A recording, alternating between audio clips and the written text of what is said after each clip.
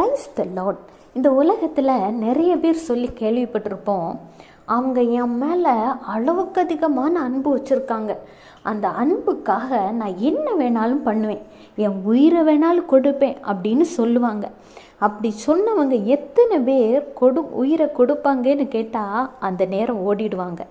இன்றைக்கு ஆண்டவராகிய இயேசு கிறிஸ்துவும் உங்கள் மீது அதிகமான அன்பு வைத்திருக்கிறார். அந்த அன்பிற்கு நீங்கள் என்ன கொடுக்க போகிறீங்க? உயிரையா? வேண்டாம். ஆனால் ஆண்டவர் உங்ககிட்ட கேட்குறது ஒன்றே ஒன்று தான்.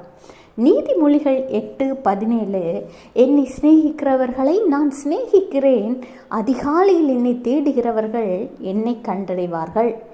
தினமும் அதிகாலையில் முதலில் உள்ள ஒரு 30 நிமிடத்தை அவருக்கு கொடுங்க. இதில் கூட ஆண்டவராக இயேசு கிறிஸ்து அவருக்காக எதையும் கேட்கல.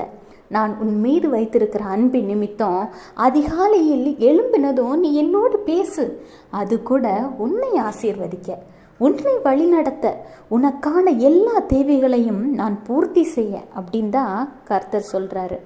அதிகாலையில் நீங்கள் கொடுக்குற அந்த 30 நிமிடத்தில் அன்றைய நாளில் உங்களுக்கான பாதுகாப்பு, உங்களுக்கான சுக பலன், ஆரோக்கியம், உங்களுக்கு எதிராக செயல்படுகிற சத்ருவாகிய சாத்தானின் சூழ்ச்சிகள், உங்களுக்கு எதிரான கிரியைகள், இப்படிப்பட்ட எல்லா பொல்லாங்கனின் கிரியைகளையும் அவர் அழித்து போட வல்லவராய் இருக்கிறதோடு மாத்திரமல்லாது எல்லாவற்றையும் தாங்கி செல்லக்கூடிய பலனையும் உங்களுக்கு தருவார்.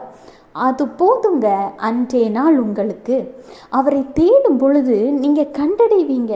நீங்கள் அவரை எந்த அளவுக்கு அன்பு செலுத்துகிறீர்களோ அதை விட அதிகமாக ஆண்டவராகிய இயேசு கிறிஸ்துவும் உங்களை அன்பு செலுத்துவார். உங்களுடைய ஒவ்வொரு நாளின் துவக்கத்தை அதிகாலையில் ஆண்டவரோடு தொடங்கி பாருங்க.